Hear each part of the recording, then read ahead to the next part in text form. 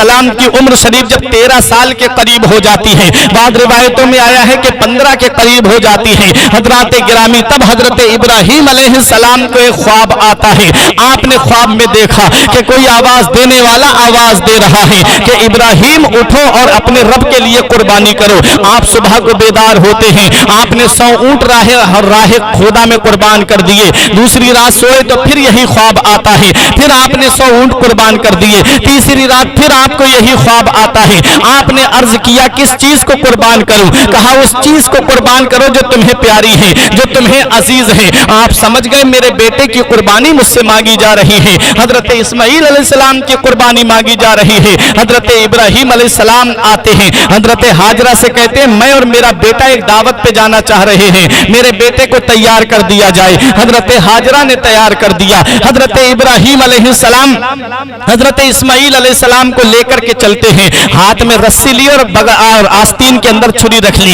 हजरत इब्राहीम अलैहिस्सलाम जब चले और जब मकामे मिना में पहुंचे, तब हजरत इब्राहीम अलैहिस्सलाम ने अपने बेटे इस्माइल अलैहिस्सलाम से फरमाया, पूरा वाकया कुरान के अंदर है, लेकिन इसको बताने से पहले आप ये सुनिए कि इब्लीस लईन के पेट में दर्द उठता है। वो हजरत हाजरा के पास आता है और आकर के कहता है हाजरा तुम्हें पता है तुम्हारे शौहर तुम्हारे लाल को कहां ले गए हैं, तुम्हारे शौहर तुम्हारे बेटे को कहां ले गए हैं? कहा वो एक दावत पर गए हैं। कहा सुनो वो बेटे को कुर्बान करने के लिए ले गए हैं। हजरत हाजरा ने कहा क्या कोई बाप भी अपने बेटे को कुर्बान करता है? कहा हाँ उन्हें अल्लाह ने हुक्म दिया है। कहा अल्लाह ने हुक्म दिया है तो मैं कौन होती हूँ रोकने वाली?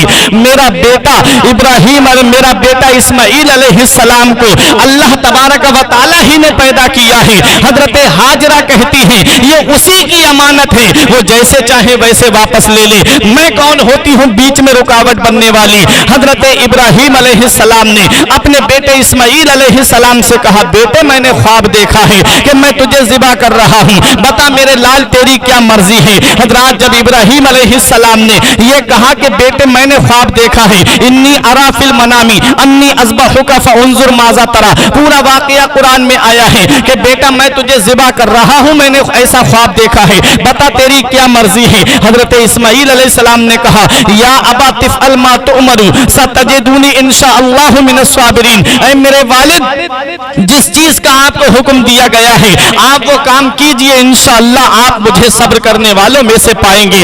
हजरत इस्माइल अलैहिस्सलाम ने जब ये कहा बाप भी राजी है बेटा भी राजी है। शैतान के पेट में दर्द हो रहा है, शैतान ने रास्ते में बहकाना चाहा था। शैतान ने हजरत हाजरा से कहा कि तुम्हारे बेटे को कुर्बान करने के लिए ले गए हैं, वहां पर दाव नहीं चला। इस्माइल अलैहिस्सलाम से कहा रास्ते में कि तुम्हारे वालिद तुम्हें कुर्बान करने के लिए ले जा रहे हैं। तब हजरत इस्माइल अलैहिस्सलाम ने कहा ये एक जान क्या है, अगर हजारों जाने हो तब भी उस रब की राह में मैं कुर्बान होता हुआ चला जाऊंगा।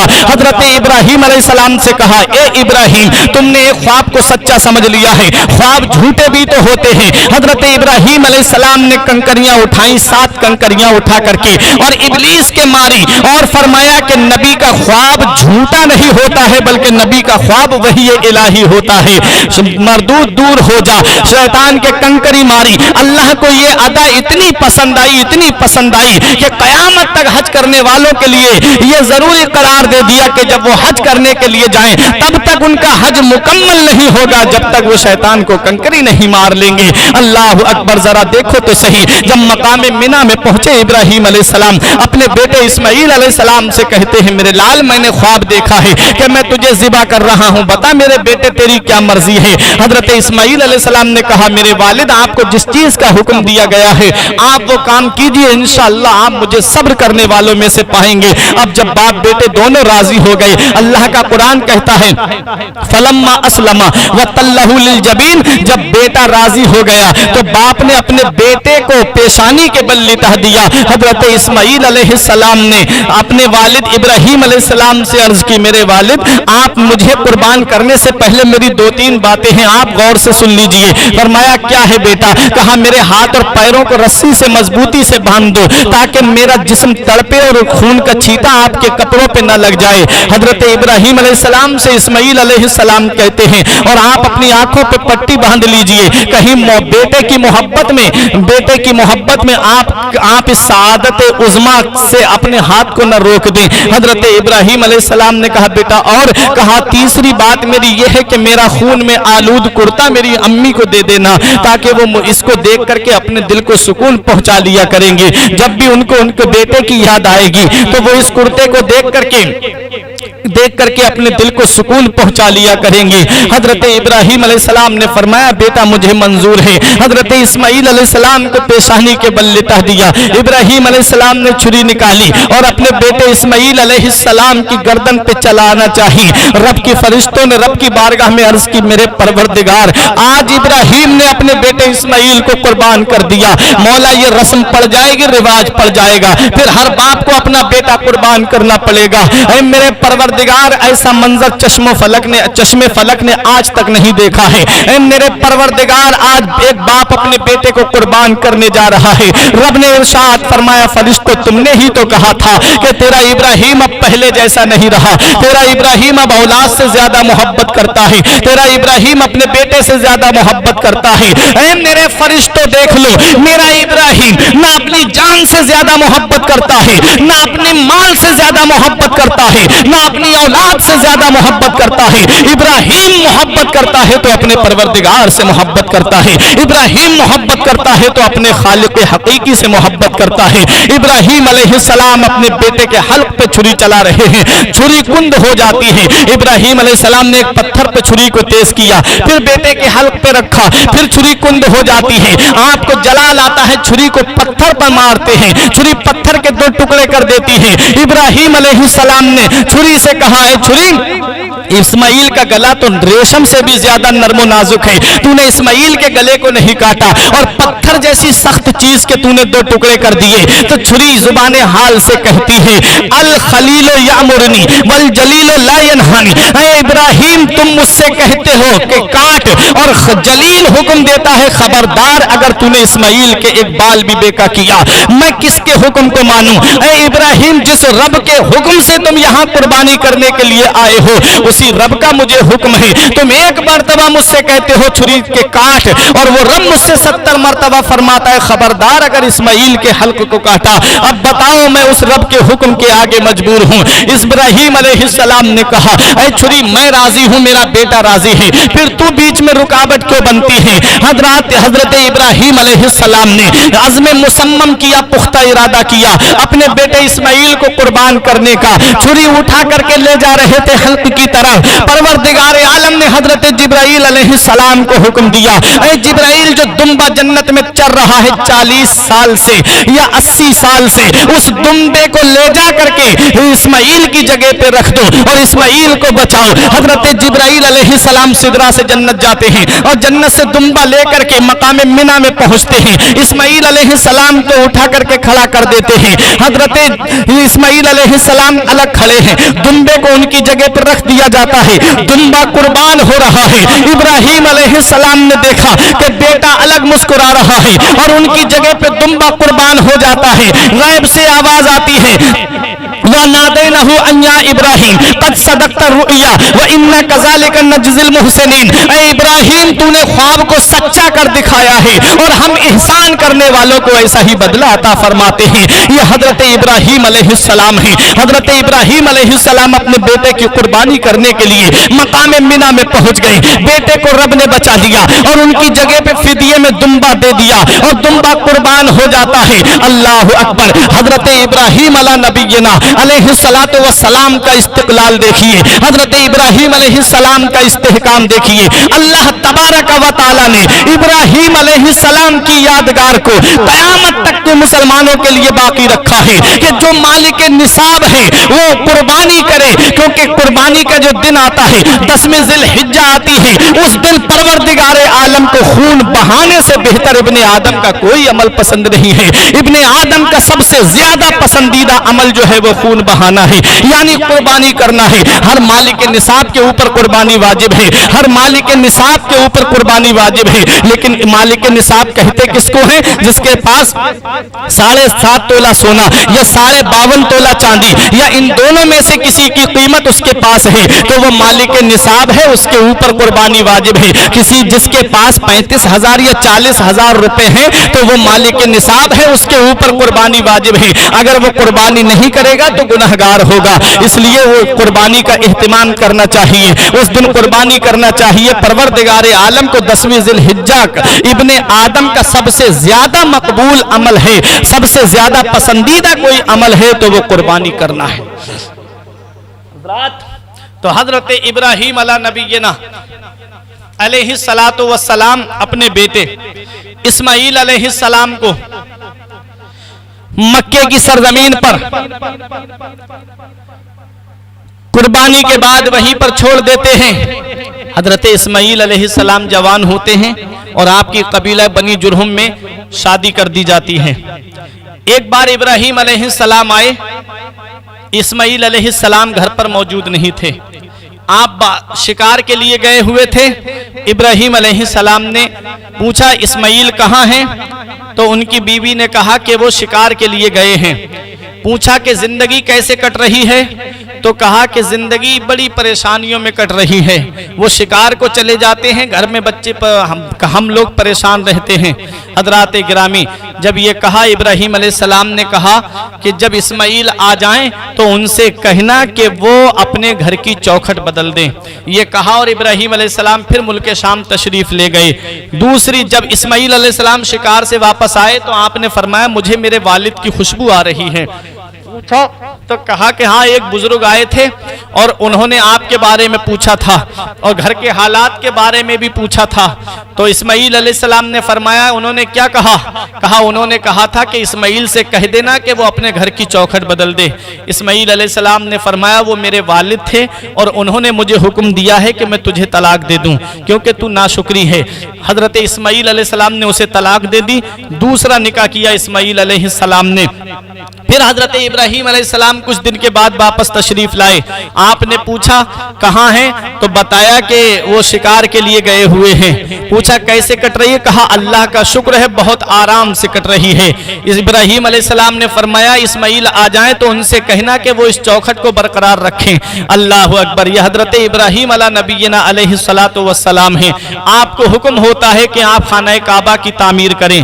حضرت ابراہیم علیہ السلام اپنے بیٹے اسماعیل علیہ السلام کو ساتھ لیتے ہیں اور خانہ کعبہ کی تعمیر کرتے ہیں۔ حضرات گرامی، اللہ تبارک و تعالی نے حضرت جبرائیل علیہ السلام کو بھیجا اور فرمایا کہ جاؤ اور میرے ابراہیم کی مدد کرو۔ جبرائیل علیہ السلام حضرت ابراہیم علیہ السلام اور حضرت اسماعیل علیہ السلام نے خانہ کعبہ کی تعمیر کی۔ جبرائیل علیہ السلام بتاتے جاتے تھے۔ اب یہاں پر مختلف روایات ملتی ہیں۔ خانہ کعبہ کی تعمیر جو ہوئی ہے وہ کئی مرتبہ ہوئی ہے۔ آدم علیہ السلام کی تخلیق سے پہلے کعبے کی تعمیر ہوئی تھی اور پھر آدم علیہ السلام نے بھی کعبے کی تعمیر کی ہے اور آدم علیہ السلام تقریباً 9 مرتبہ یا 11 مرتبہ خانہ کعبہ کی تعمیر ہوئی ہے۔ حضرات گرامی، اب ذرا اپنے ذہن کو قریب کرو، خانہ کعبہ کی تعمیر کیسے ہوئی ہے؟ حضرت ابراہیم علیہ نبینا علیہ السلام نے کعبے کو کیسے تعمیر کیا ہے؟ جب طوفان نوح آیا تو کعبہ شہید ہو گیا، زمین پر سوائے بنیادوں کے اور کوئی نشان نہیں تھا۔ حجر اسود کو فرشتوں نے اٹھا کر کے ابو قبیس پہاڑی کے اندر چھپا دیا تھا۔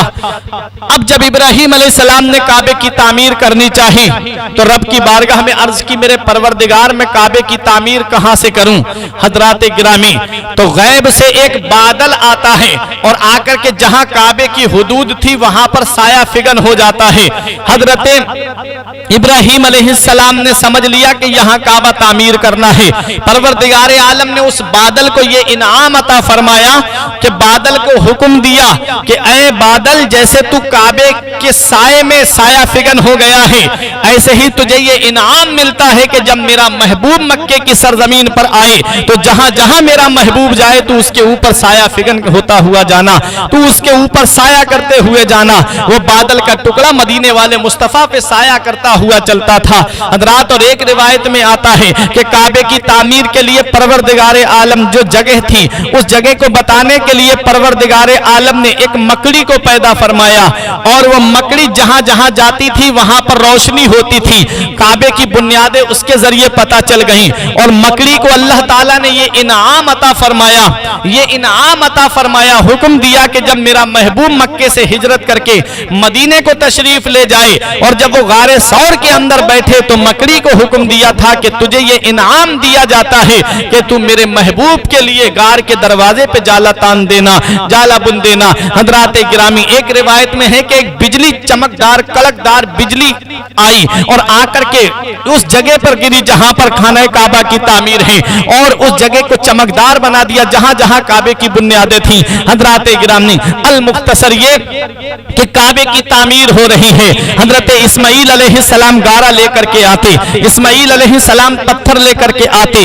کعبے کی تعمیر میں 5 پہاڑوں کے پتھر لگے ہیں، 5 پہاڑوں کے پتھر کعبے کی تعمیر میں ہیں۔ کوہ جودی کا پتھر کعبے کی تعمیر میں ہے، کوہ لبنان کا پتھر کعبے کی تعمیر میں ہے، کوہ ہرا کا پتھر کعبے کی تعمیر میں ہے، کوہ طور سینا کا پتھر کعبے کی تعمیر میں ہے، کوہ ہرا کا پتھر کعبے کی تعمیر میں ہے۔ 5 پہاڑوں کے پتھر کعبے کی تعمیر میں لگے ہیں۔ یہ 5 پہاڑوں ہی کے پتھر کعبے کی تعمیر میں کیوں لگے؟ پہاڑ تو دنیا میں اور بھی ہیں، بڑے بڑے پہاڑ دنیا میں ہیں، لیکن انہی 5 پہاڑوں کے پتھر کعبے کی تعمیر میں کیوں لگے؟ تو سنو، ان 5 پہاڑوں کو اللہ کے مقدس بندوں سے نسبت ہے، اللہ کے مقدس نیک بندوں سے نسبت ہے، اس لیے ان 5 پہاڑوں کے پتھر کعبے کی تعمیر میں لگے۔ جیسے کہ کوہ ہرا کو نسبت حضرت آدم علیہ نبینا علیہ السلام سے ہے، جو لنکا میں پہاڑ ہے۔ حضرت آدم علیہ السلام اسی پہاڑ کے اوپر تشریف لائے تھے، اور کوہ سینا کو بھی نسبت ہے، کوہ جودی کو بھی نسبت پیغمبر سے ہے۔ حضرت سلیمان علیہ السلام کی کشتی جودی پہاڑی سے لگی تھی۔ حضرت موسیٰ علیہ السلام کو آگ جو ملی تھی وہ طور سینا پہ جا کر کے ملی تھی، کوہ طور جو ہے حضرت موسیٰ علیہ نبینا علیہ السلام سے اس کو نسبت ہے۔ اس لیے ان 5 پہاڑوں کو اللہ کے مقدس نیک بندوں سے نسبت ہے، اس لیے ان 5 پہاڑوں کے پتھر کعبے کی تعمیر میں لگائے گئے۔ کوہ سینا کا پتھر کعبے کی تعمیر میں، کوہ زینا کا پتھر کعبے کی تعمیر میں، کوہ جودی کا پتھر کعبے کی تعمیر میں، کوہ ہرا کا پتھر کعبے کی تعمیر میں، کوہ لبنان کا پتھر کعبے کی تعمیر میں۔ 5 پہاڑوں کے پتھر کعبے کی تعمیر میں کیوں لگے؟ پہاڑ تو دنیا میں اور بھی ہیں، انہی 5 پہاڑوں کے پتھروں کو کعبے کی تعمیر میں کیوں لگایا گیا؟ تو سنو پیارے مسلمانوں، خانہ کعبہ کی تعمیر ہونے کے بعد میں پروردگار عالم نے اس امت کے اوپر جو 5 وقت کی نماز فرض کی ہے، پروردگار عالم نے 5 وقت کی نماز تو مسلمانوں کے اوپر فرض کی ہے۔ جو بھی مسلمان خشوع اور خضوع کے ساتھ میں 5 وقت کی نماز پڑھے گا، پروردگار عالم اس کو 5 پہاڑوں کے برابر ثواب عطا فرمائے گا۔ اس لیے 5 پہاڑوں کے پتھر کعبے کی تعمیر میں لگے۔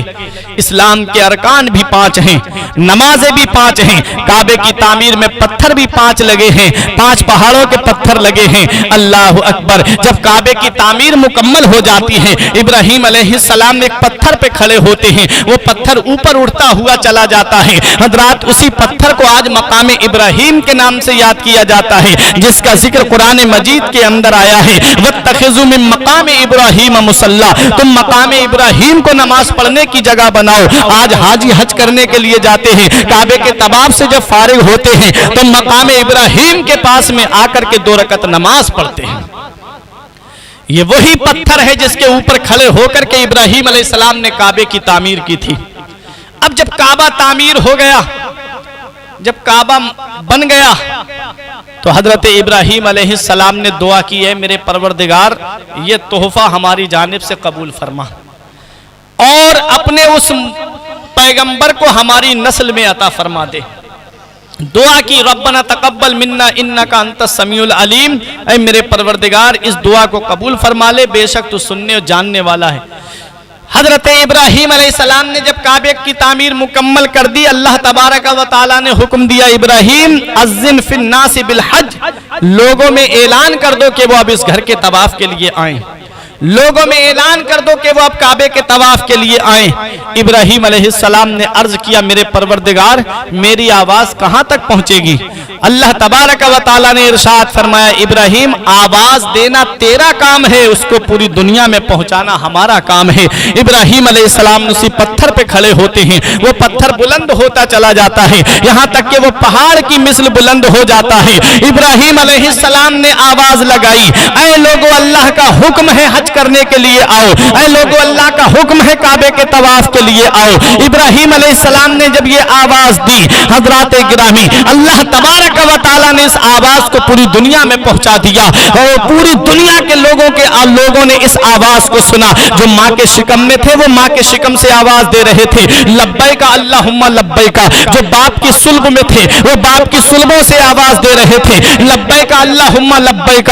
حضرات گرامی آج کا بدعقیدہ ہم سے یہ سوال کرتا ہے کہ تم یہاں سے ہندوستان سے کھڑے ہو کر کے نبی پہ سلام پڑھتے ہو، کیا تمہارے نبی سلام سنتے ہیں؟ حضرات گرامی آج تو سمجھانے کے لیے بہت سارے آلات موجود ہیں۔ آپ نے دیکھا ہوگا کہ جب کہیں پر لائیو ٹیلی کاسٹ ہوتا ہے، کہیں پر لائیو پروگرام چلتا ہے تو چلتا وہ پروگرام بریلی میں ہے اور اسے سنا پوری دنیا میں جاتا ہے، وہ پروگرام چلتا تو پیلی بھیت میں ہے لیکن اس پروگرام کو پوری دنیا میں لائیو دیکھا جاتا ہے۔ کیسے یہاں پیلی بھیت کی آواز پوری دنیا میں پہنچ رہی ہے؟ آج ان آلات کے اوپر تو انسان کا عقیدہ ہے وہ پروردگار عالم جس نے ساری کائنات کو پیدا فرمایا، جس نے ان آلات کو پیدا فرمایا، جس نے انسان کو یہ دماغ عطا فرمایا کہ وہ ایسی چیزیں ایجاد کر دے، اس رب تبارک و تعالیٰ کی ذات پہ بھروسہ نہیں ہے۔ ابراہیم علیہ السلام آواز لگا رہے ہیں، آپ کی آواز کو اللہ نے پوری دنیا میں پہنچا دیا ہے۔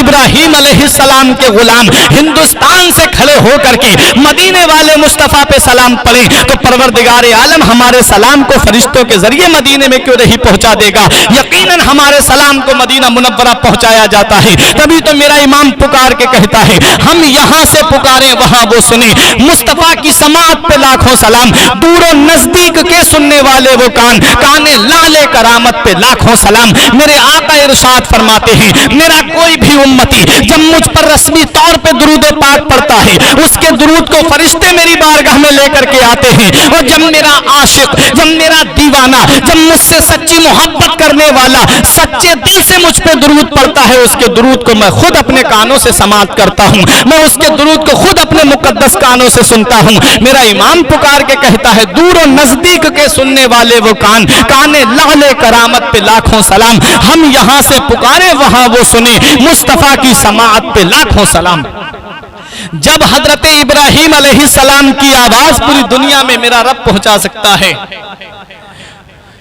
وہ رب قادر مطلق ہے، وہ رب مالک علی الاطلاق ہے، وہ رب احکم الحاکمین ہے جس نے ابراہیم علیہ السلام کی آواز کو پوری دنیا میں پہنچا دیا۔ جو لوگ ماں کے شکم میں تھے وہ ماں کے شکم سے آواز دیتے ہیں لبیک اللہم لبیک، اور جو باپ کی صلبوں میں تھے وہ باپ کی صلبوں سے آواز دیتے ہیں لبیک اللہم لبیک۔ حضرت عبداللہ ابن عباس رضی اللہ تعالی عنہما فرماتے ہیں کہ حضرت ابراہیم علیہ السلام کی آواز پر جس نے ایک مرتبہ لبیک کہا وہ ایک مرتبہ حج کرنے جائے گا، جس نے 2 مرتبہ لبیک کہا وہ 2 مرتبہ حج کرنے جائے گا، جس نے 3 مرتبہ لبیک کہا ہے وہ 3 مرتبہ حج کرنے کے لیے جائے گا۔ یہ ہیں حضرت ابراہیم علی نبینا علیہ السلام، مدینے والے مصطفیٰ کا نور حضرت ابراہیم علیہ السلام کی پیشانی میں امانت کے طور پہ آیا، پھر حضرت ابراہیم کی پیشانی میں آیا اور حضرت ابراہیم کی پیشانی سے حضرت اسماعیل علیہ السلام کی پیشانی میں آیا، پھر یہی نور امانت کے طور پہ پیشانیوں سے منتقل ہوتا ہوا، اصلاب طیبہ سے منتقل ہوتا ہوا، ارحام طیبہ سے منتقل ہوتا ہوا، مکے کی سرزمین پر حضرت عبداللہ کے گھر میں، حضرت عبد المطلب کے مکان میں، حضرت आमिना रजी अल्लाह ताला अन्हा के शिकम मुबारक से यही नूर दुनिया में तशरीफ लाया। मेरा इमाम पुकार के कहता है सुबह तैबा में हुई बढ़ता है बाड़ा नूर का, सदका लेने नूर का आया है तारा नूर का, जो गदा देखो लिए जाता है तोड़ा नूर का, नूर की सरकार है क्या इसमें तोड़ा नूर का। हजरात, तो हजरत इब्राहीम अला नबीना अलैहिस्सलातु वस्सलाम की दो बीबियां, एक बीबी हजरत हाजरा और एक बीबी हजरत सारा रजी अल्लाह ताला अन्हा हैं। हजरत हाजरा के बतन मुबारक से हजरत इस्माइल अला नबीना अलैहिस्सलातु वस्सलाम पैदा हुए और हजरत सारा रजी अल्लाह ताला अन्हा के बतन मुबारक से हजरत इसहाक अलैहिस्सलाम पैदा हुए। हजरत इसहाक अलैहिस्सलाम से बनी इसराइल, अंबियाए बनी इसराइल का सिलसिला शुरू होता है और हजरत इस्माइल अलैहिस्सलाम की पेशानी से हजरत इस्माइल अला नबीना अलैहिस्सलातु वस्सलाम की पेशानी में जो मदीने वाले मुस्तफ़ा का नूर रखा हुआ था, हजरत इस्माइल अलैहिस्सलाम और मेरे आका के बीच में कोई पैगंबर नहीं आया है। हजरत इस्माइल अला नबीना अलैहिस्सलातु वस्सलाम के बाद मदीने वाले मुस्तफ़ा ही पैगंबर हैं और मदीने वाले मुस्तफ़ा अव्वल भी हैं आखिर भी हैं। मदीने वाले मुस्तफ़ा ही के सदक़े में तमाम अंबिया इकराम को